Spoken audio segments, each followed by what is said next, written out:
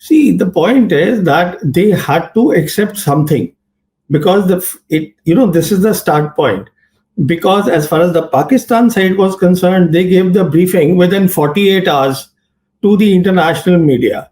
And after that, the entire international media knew what's going on. The Americans knew what is going on.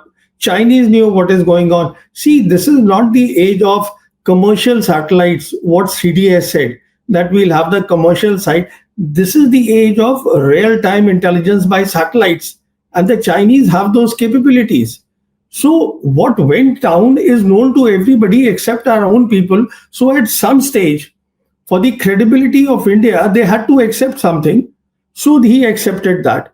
Now, obviously, it's a narrative which is not helpful for the image of the government. But the point here is that the government should have, first of all, thought about it, that this disproportionate response, is it helping us? Now, this is important. On the one hand, it was disproportionate response, and on the other hand, if the political objective was to end the proxy war of Pakistan, I don't think that has been accomplished. If the military aim was to create a deterrence against the Pakistan military, it has not been accomplished. And the most important thing is, we earlier also used the air power, which was in 2019 Balakot air attacks. Then also the limitations of our air force were exposed. Now they are further exposed. So what are we getting out of it? Only the government knows that. What is going on is, in my assessment, that when the Prime Minister came to power in May of 2014, that is the time the Air Force chief was with the name of Air Chief Marshal Arup Raha. And since then, the Air Force has been seeking a sub-conventional role for the Air Force. You see, that you also want to, because the Army is doing a sub-conventional role.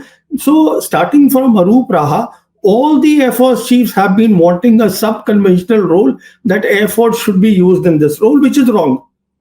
Because we are talking of a modern war here. On the other hand, we did not understand a very simple thing, that right from 5th August 2019, when we revoked 370 and 35A from Jammu and Kashmir, Chinese leadership has been consistently saying at all the levels that we will support Pakistan's sovereignty and security. What that means is that the two militaries, the PLA and the Pakistan military, had actually started intensive exercises, which is joint exercises against a very clear enemy. So what is going on is that we did not understand all that. We wanted a role at the lower end. Now, all these things, when you want to fight a modern war, it is not about only weapon systems. It is also about optimizing the weapon system, that is called war concept. And it is also about years of training. It doesn't happen in a jiffy that today you say, okay, I'm buying Rafales, so I become powerful. No, you don't. It is not only Rafales, how do you use the Rafales? How do you use the Rafales with the other systems? And what sort of a training you have done? What sort of understanding you have of electronic warfare? You see, these things are important. We saw in Balakot very clearly that the Pakistan Air Force displayed better electronic warfare capabilities. So we should have understood that in a modern war, electronic warfare is very important.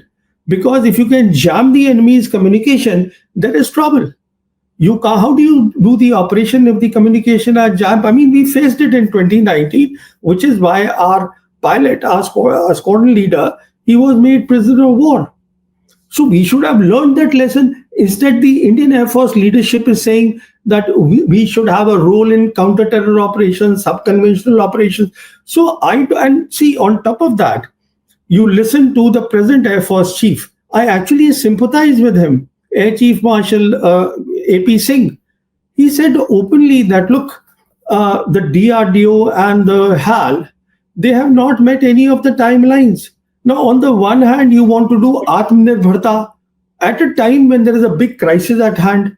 He was expressing his helplessness at his reduced combat capabilities, his squadrons. You see, even if the private players come, nothing will happen, in a day or 2 days. It takes time. All right. He has a problem. His problem was very simple. He understands that Pakistan Air Force is strengthening. He understands that perhaps even the Chinese will come and help the Pakistanis, though we saw in this operation that they actually came whole hog. The Chinese have come whole hog in support of Pakistan. So that was the eye opener for us. I don't know how many eyes have opened here after seeing that. So the point the air chief was making is that my strength, combat strength, whatever my authorized strength was, about 42.5 squadrons, it has come down drastically. He was simply stating a fact. What do I do if you guys can't give me the indigenous stuff?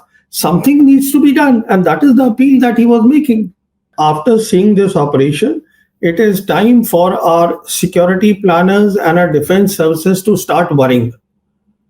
I am not talking about the political leadership, whether they want to celebrate, don't want to celebrate. That's a different subject altogether because you can always build a narrative. You see, building a narrative is not the great thing. I mean, it's not a difficult thing. You can always build a narrative for the people who are willing to hear, in any case, who are willing to believe you. But the key thing is that the security planners, there are far too many lessons, far too many limitations. There is no doubt about it that at this stage, it will be very difficult, rather impossible is the word I would like to use, that in a modern war, if let's say there is a war, God forbid, in let's say 12 months' time, then there is no way you can take on the combine of China and Pakistan, even if China is not showing the hand. China, please understand, today is at the cutting edge of modern warfare. How do you take on these two? And all that became very clear. And then on top of that, the government has created, the Prime Minister himself has created a new normal. And a new normal is extremely dangerous because it has brought the threshold of war dangerously low. And on top of that, we have fired missiles, both sides have fired missiles. That means the traditional battlefield, where things were that this is the front line, this is the depth, it has all evaporated. There is nothing called a front line any longer. When this new normal is so dangerous, you have to understand what the next war will be like. So, from my perspective, I would imagine that our security planners, our defense services should be extremely worried. They should be having sleepless nights. What is going on? See, first of all, what the foreign minister said, there are different interpretations now they are giving. I won't worry about that. As I said, my key worry is why did you do a disproportionate response and expose the limitations of your Air Force, which is the lead force in the next war? That is one worry. Second is the point that you raised. You see, it will not happen even if today we get the Rafales, which is not happening. We get the Sukhois. There is a lot of issue of integration. There is a lot of issue of standardization because you need all that for a viable digital ecosystem to back the aircraft, the 4.5 generation, and now the Pakistanis are buying the 5th generation aircraft, the J-35s, and a better missile, which is PL-17s. They use PL-15 now. They are getting PL-17, which has a range of 400 kilometers. So I would worry if I was in their place, the defense chiefs, that what would I worry about? That all this needs time. So what is to be done? What needs to be done is we need to first have peace in the region. We need to create a security architecture in the region and have Pakistan and China inside the tent. That will give us time then to focus on our development. We have poor people in our country and focus on the deterrence building. All these things, this is all talks that I buy the Rafales, I can take on Pakistan. No, because Pakistan and China have been training since 2019 very hard. So how do you, bridge that gap? You need years of training yourself. So, these are not easy things. And the real situation, this operation it's shown us very clearly. It is up to us. We want to see it or we don't want to see it. You can ignore it. No, see, aerial superiority is one thing. In the next war, you have so many other things also. Aerial superiority, you have very good air defense systems. You have, there are a lot of issues involved here. So China today, as I said, is at the cutting edge of modern war. China has given a commitment to Pakistan. China will walk the talk. China's credibility has gone up amongst the globe, amongst the global South nations because of this operation at a time when all the big powers, their credibilities are going down. You see where's the credibility of Trump's America today? So when Absolutely. we see, so it's a big picture. This operation has military implications, geopolitical implications, regional implication. It has a lot of things. Now, if you don't want to see them, don't see them. See how the stature of Pakistan has gone up after this Yes. event. Now, as far as Pakistan is concerned, today I had these figures somewhere. Very interesting. They've got an IMF loan of 1.3 billion. World Bank has given them 4 billion. Then Asian Development Bank 800 million. Then they are on panel. They are on panel of United Nations Security Council anti-terror panels. The Pakistanis are there. I mean, we are saying that, you see, the point is that terrorism is not the issue that it used to be in 9/11. It is not today. The issue is modern war. Today, the issue is conventional operations. And in any case, there is no globally accepted definition of terrorism. So when we go around telling the world it is good, but what is the effect of it? You see, when all these delegations went there and all the pictures are being put, which is fine. But if this is the result that I just read out to you, after all that, then obviously the profile of Pakistanis, their geopolitical profile, all the three great powers, America, Russia, and China, in any case, is their strategic ally. They're all standing with them. The Muslim world is standing with them. The Arab world is standing with them. Central Asian Republic is standing with them. Everybody is standing with them. Why? I mean, it's anybody can see this. Honestly, there should have been no debate at all because the situation is so clear. But if you want to live in an alternate world, you want to create an alternate narrative, well, that's your choice. First of all, India was not taken off the guard because India took the initiative. Operation Sindoor was started by India. If India cannot understand it was China and Pakistan after 5th August 2019, then there is a problem with the top Indian security team. And now you are asking me what they will do is they will do nothing because we have at the highest level declared that this is not the era of war.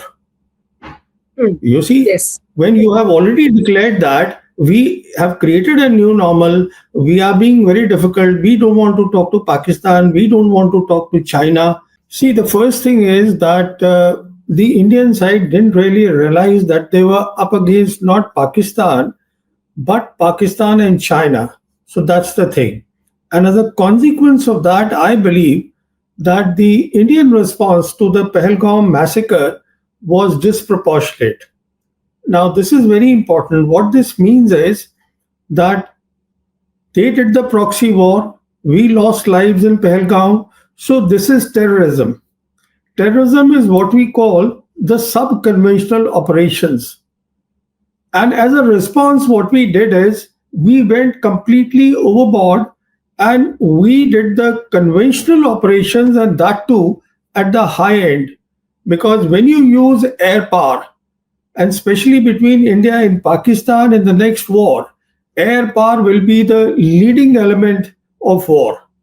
So the second point that I want to make is disproportionate is very important because to their terrorism, we responded with the high end of conventional war. So people around the world understand all these things. That's the second point. The third point is that there is no doubt about it that in the air war, as far as this combination was concerned of China and Pakistan in terms of weapon systems, their J-10 and the PL-15 missile, it did a very good job. And this is perhaps the reason that the Chief of Defense Staff, General Anil Chauhan, hesitates to give out the numbers of the aircraft which have been shot down. You see, when he spoke to the Bloomberg journalist, he said, "I don't want to put the number," conceding that yes, aircraft have gone down. You see, so if it was only one aircraft, he would have conceded it. The reason is, if it was only, and in my assessment, this combination did very well of J10 and PL15, which is the reason that today Indonesia also is considering seriously of buying the J10.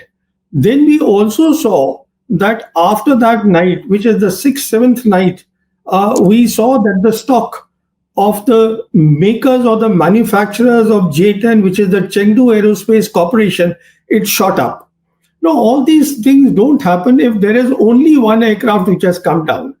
And the reason is very obvious why the CDS doesn't want to accept the losses is because if he accepts that, then he's also accepting, which is a very dangerous thing, the limitations of the Indian Air Force. And when I say limitations, please understand this is for the benefit of your viewers, because what we are talking about here are the BVRs, beyond visual range missiles. Now, beyond visual range missile, which fire at a very long range, what is important is the digital ecosystem which is backing them. There is a huge digital ecosystem that backs them. If you remember, there was a briefing given by the Pakistan Air Force officer, Air Marshal Aurangzeb Ahmed, to the international press, where he said that now the Pakistan Air Force has got a new warfighting doctrine, which he called multi-domain operations. Now, what that means is that is the digital ecosystem, and that comprises of, you have your satellites, you have your airborne assets, you have your ground assets, you have your fighters, and everything is linked with their link 17. Now, so when you have a fighter which is firing a BVR, then there is an ecosystem which is helping him. So if there are more kills on the Indian side, it would mean that the ecosystem of the other side was better. An ecosystem takes many years to build. It's not only putting together, it's about professional training. So I'm just giving you the reasoning behind all this. This is my thinking that all this would not have happened. Indonesia wanting to buy them, stocks going up, if there was only one aircraft. But as when the Bloomberg journalist asked the CDS that did 6 aircraft come down, he says, no, it is not that. So we accept the CDS point of view here, but certainly it was more than one.